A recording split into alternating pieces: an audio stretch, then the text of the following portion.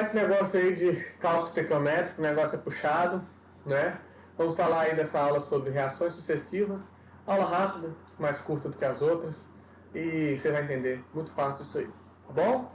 A última coisa que vai ficar faltando aqui para a gente falar de estequiometria vai ser quando a gente, por exemplo, relacionar a quantidade de energia envolvida naquela reação, que é o que a gente fala em termoquímica. Então, lá na aula 4 de termoquímica da playlist do canal, você acompanha também essa comparação entre a quantidade de energia e a quantidade de reagente ou de produto que eu tenho numa reação. Mas é baseado em tudo que a gente viu aqui, você não vai ter dificuldades, tá bom? Então, bora acompanhar. Depois tem mais 2 aulas só de correção de questões. 2 são pouco, porque tem muita coisa disso aí.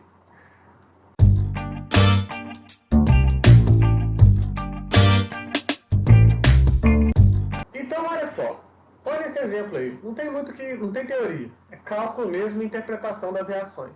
O ácido sulfúrico, esse bonitão aqui, em produção industrial, resulta de reações representadas pelas equações. Aqui que está o negócio da reação sucessiva. O ácido sulfúrico não é o produto de uma única reação, ele é o produto de 3 reações. Primeiro, o enxofre reage com o oxigênio para formar dióxido de enxofre. Esse produto dessa reação é o que dá continuidade à reação, porque ele reage com mais oxigênio para formar o trióxido de enxofre, que é um óxido ácido, e ele reage com água para, enfim, formar o ácido sulfúrico. Então, dependendo da quantidade de enxofre, eu posso conseguir estabelecer quanto que vai ser produzido de ácido sulfúrico lá no final das 3 reações, tá? Que é o que está pedindo aqui, ó. Então, olha lá, calcular a massa de enxofre, vou colocar aqui X do enxofre, necessário para produzir 1 tonelada de ácido sulfúrico. 1 tonelada, aqui ele pediu a massa do enxofre ó, em quilos. Então, ao invés de 1 tonelada, eu posso colocar 1000 quilos. Sabe por que eu fiz isso? Porque é aquilo que eu falei com vocês nas aulas anteriores. Se aqui está em quilo e os 2 é massa, eu posso colocar quilo aqui também. Então, quantos quilos de enxofre eu preciso, para produzir 1000 quilos de ácido sulfúrico, que é 1 tonelada. Aí, nós teremos que ir lá nas nossas reações, que estão todas balanceadas, para nossa sorte. E a gente tem que ver ó, que o enxofre está nessa reação. E aquele que eu quero comparar com ele está lá no final de uma outra reação. O que vai fazer essa ligação entre as reações para a gente? Aquele que for produto numa reação e reagente na outra. Produto numa reação, reagente na outra. É tipo um caminho. Um liga no outro, esse vai ligando e por aí vai. Então, ó, olha só. O enxofre, que é o nosso início da reação aqui, ó, 1 mol de enxofre, está tudo balanceado, né? Então, aqui é 1 mol. 1 para 1 para 1. 1 mol de enxofre produz 1 mol de dióxido de enxofre. Beleza. O dióxido de enxofre produz o trióxido de enxofre. E aqui também, ó, 1 mol de trióxido de enxofre produz 1 de dióxido, produz 1 de trióxido. Então, como eu tinha 1 mesmo de dióxido de enxofre, vai produzir 1 mol de trióxido de enxofre. O trióxido de enxofre, que reage com a água, produz ácido sulfúrico. 1 mol de trióxido de enxofre produz 1 mol de ácido sulfúrico. Como eu tinha 1 mol mesmo de trióxido, vai produzir 1 mol de ácido sulfúrico. Aí, beleza, ó, cheguei naquilo que eu queria. O que eu queria? Fazer a relação entre o enxofre, que estava numa reação, com o ácido sulfúrico que estava na outra. E o que eu acabei de ver? Que passando pelas 3 reações, se eu tiver 1 mol de enxofre no início da minha reação lá, vai produzir 1 mol de ácido sulfúrico. Pessoal, essa aí foi fácil, hein? Foi fácil porque era tudo 1, né, bonitão? Então, olha só. Mas eu não quero massa. Não quero mol, desculpa. Eu quero massa. 1 mol de ácido sulfúrico. Aqui, ó. 2 hidrogênios, 1 enxofre, oxigênio. Vou adiantar para nós. 98 gramas. É 1 mol só mesmo. E 1 mol de enxofre é só ele? 32. Então, significa que se eu tiver no início da reação 32 gramas de enxofre, passando por esses 3 processos, produzindo o SO2, produzindo depois o SO3, para enfim produzir o H2SO4, eu conseguirei produzir no máximo 98 gramas. Então, se 32 gramas produz 98 gramas, quanto que eu preciso para produzir 1 kg? Multiplica cruzado, né? Esquece os do meio. Vamos lá, 98x, 32 vezes 1000, 32.000. X é igual a 32.000 dividido para ou por 98. Isso vai dar um resultado igual, deixa eu olhar minha cola aqui para adiantar o negócio, 326 quilos. Então, eu preciso de 326 kg de enxofre para, no final das 3 reações, conseguir obter 1 tonelada, que são 1.000 kg de ácido sulfúrico. Pessoal, bom aqui que é 1 mol, né? Mas você entendeu. Você tem que ir relacionando o seu ponto de partida com o ponto de ligação entre uma ligação e outra. Que é quem? Aquele que é produto numa reação, reagente na outra. A quantidade que for produzida dele, vai dar continuidade nas reações, até chegar no produto que você quer. Outro exemplozinho aí, ó. Uma instalação petrolífera produz 2,8 kg de dióxido de enxofre por hora. A liberação desse gás poluente pode ser evitada usando-se calcário, o qual, por decomposição, fornece cal. Cal, que reage com SO2 formando CaSO3. De acordo com as equações. 2 reações. Qual a massa mínima de calcário? Quem é o tal calcário? Isso aqui, ó. Então, eu quero em quilo. Quantos quilos de calcário, CaCO3, são necessários para eliminar todo o SO2 formado em um dia, tá? Ó, por dia. E por que eu estou falando isso? Porque aqui, ó, 12,8 quilos por hora. Como são 1 dias, eu tenho que multiplicar. 1 dias é bom. 1 dia eu tenho que multiplicar isso por 24. 12,8 vezes 24 são 307,2 quilos por dia. Vou colocar aqui, ó, por dia. Então eu preciso. Qual a quantidade desse para neutralizar 307 quilos de dióxido de enxofre? Acho que você entendeu até agora, ó. Tá? Suponha 100% de rendimento, ou seja, faz a conta pronta. Né? O que a gente vai ver lá? Vamos ter que relacionar. Eu estou perguntando a quantidade desse que vai precisar para esse aqui. Ó. Um está numa reação, o outro está na outra. O que a gente vai conseguir relacionar? As reações estão balanceadas, então eu vejo que o elo de ligação é esse aqui. Ó. 1 mol de carbonato de cálcio produz 1 mol de cal.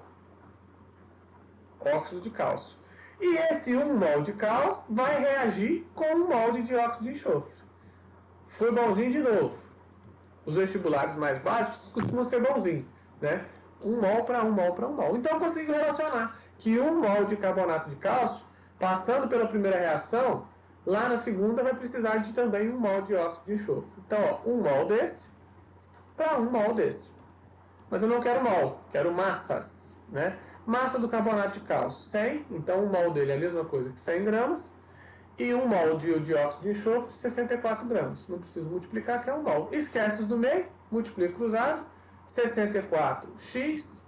Isso aqui vezes 100 vira 307. Andou uma vez e coloca um zero. 30.720. X é igual a 30.720. 30.720 dividido por 64. Eu vou precisar, então, de 480 quilos, porque aqui eu também usei quilos, de carbonato de cálcio, para dar conta de todo dióxido de enxofre que vai reagir nessa segunda reação. Então, o que significa isso? Que eu preciso dessa quantidade do carbonato de cálcio para produzir óxido de cálcio suficiente para reagir com essa substância e neutralizar ela. Viu? Beleza? Coisa linda. Rapaz, química é muito bom. Se você entender, é muito bom. Agora, se você decorar, não vai ter jeito. Olha aí, a questão do Enem de 2000 alguma coisa. Atualmente, sistemas de purificação de emissão polidores estão sendo exigidos por lei em um número cada vez maior de países. O controle das emissões de dióxido de enxofre, tá vendo o problema do dióxido de enxofre, o SO2? Proveniente da queima de carvão, que contém enxofre, pode ser feito pela reação desse gás com uma suspensão de hidróxido de cálcio em água, sendo formado um produto não poluidor do ar. A queima do enxofre e a produção de dióxido de enxofre com o óxido de hidróxido de cálcio, bem como as massas de algumas substâncias envolvidas nessa reação, podem ser representadas. Aqui está representado com o nome da substância em vez de representar a fórmula, né? Então, ó, o enxofre, que é simplesmente o S, com gás oxigênio, eu coloquei aqui para você lembrar, O2, forma SO2.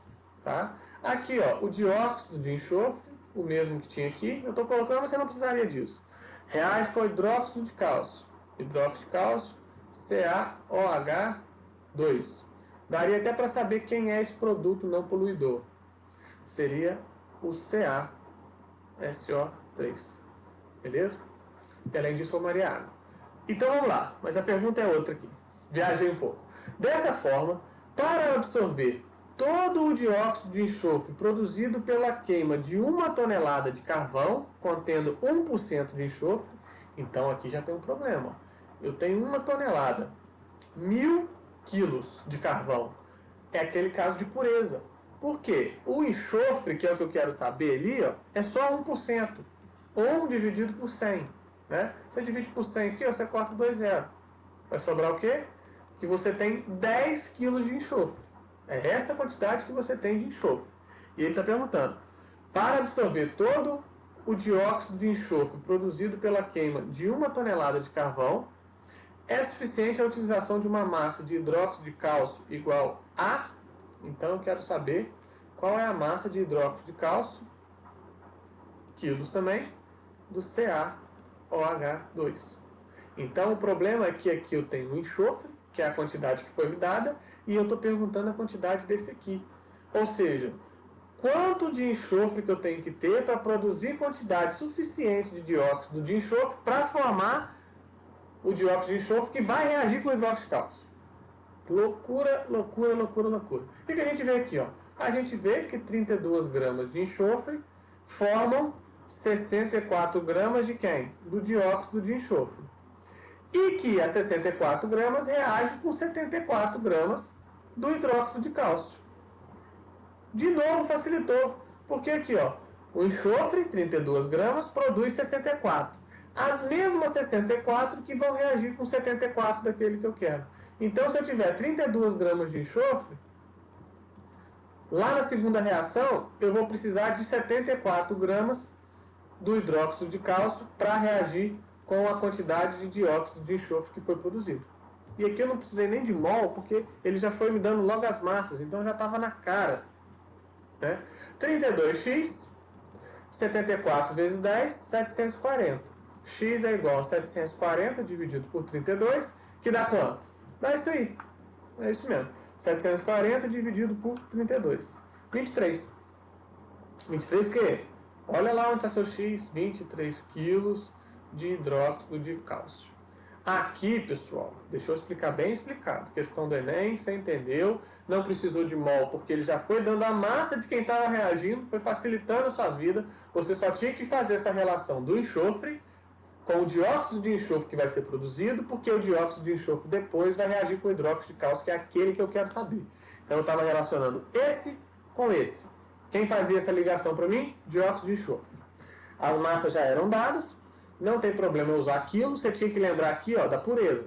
1% dessa 1 tonelada, que é de enxofre, aquele que você quer saber, tá bom? E eu coloquei o símbolo, as fórmulas, porque para não ficar escrevendo toda hora, dióxido de enxofre. Não vou fazer isso não.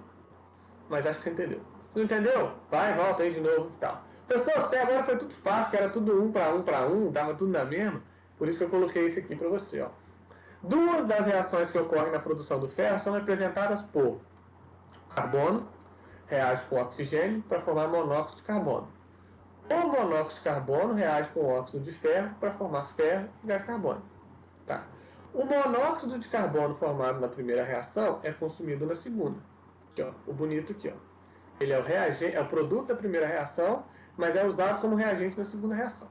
Considerando apenas essas duas etapas do processo, calcule a massa aproximada em quilogramas, então eu quero saber quilogramas de carvão, carvão é carbono, tá, gente? Carvão, consumido na produção de 1 tonelada de ferro. Se aqui eu usei quilo, eu tenho que usar quilo também. 1 tonelada, 1000 quilos de ferro.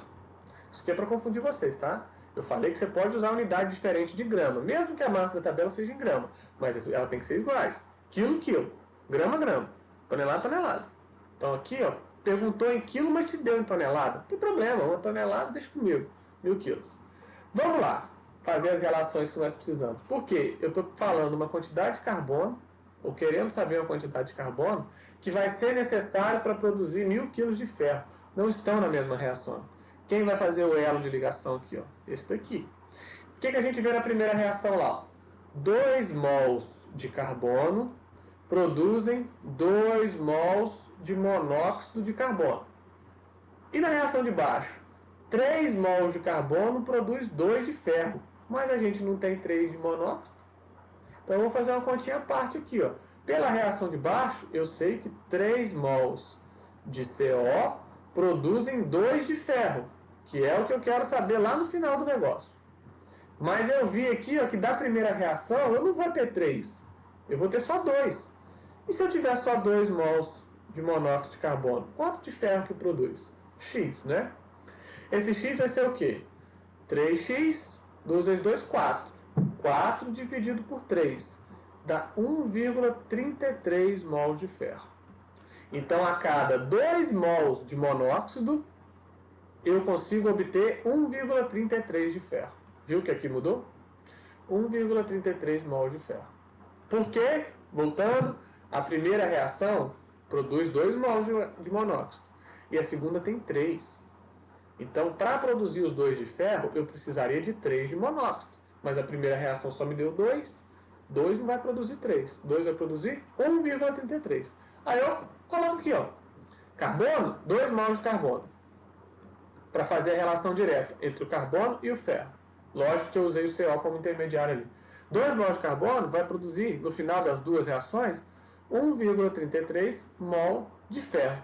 Pessoal, eu não quero mol não, eu quero é massa. Aqui, ó, quilo, grama. Carbono é 12 vezes 2 mols, 24 gramas, produzem. O ferro é 56 vezes 1,36, 56 vezes 1,33, 74,5 gramas. Então, no início da reação, se eu tiver 24 gramas de carbono, passado pelas duas reações, eu vou conseguir obter 74,5 gramas de ferro.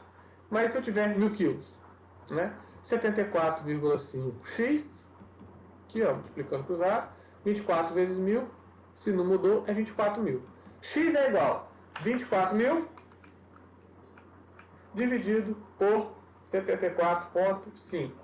322. 322 o quê? 322 nada. Aluno gosta assim, ó. 322, pronto, acabou, professor. Não, olha o seu X aqui, ó, acabado. 322 quilos de carvão, de carbono, tanto faz. Show? Então é essa quantidade que você precisa de carbono lá no início para produzir todo o CO2, necessário para, no final da segunda reação, produzir 1 tonelada de ferro, que é o que você precisava. Coisa linda, né? Bora praticar nas próximas aulas correções e o pau quebrando. Tem que praticar. Fique com Deus, um abraço.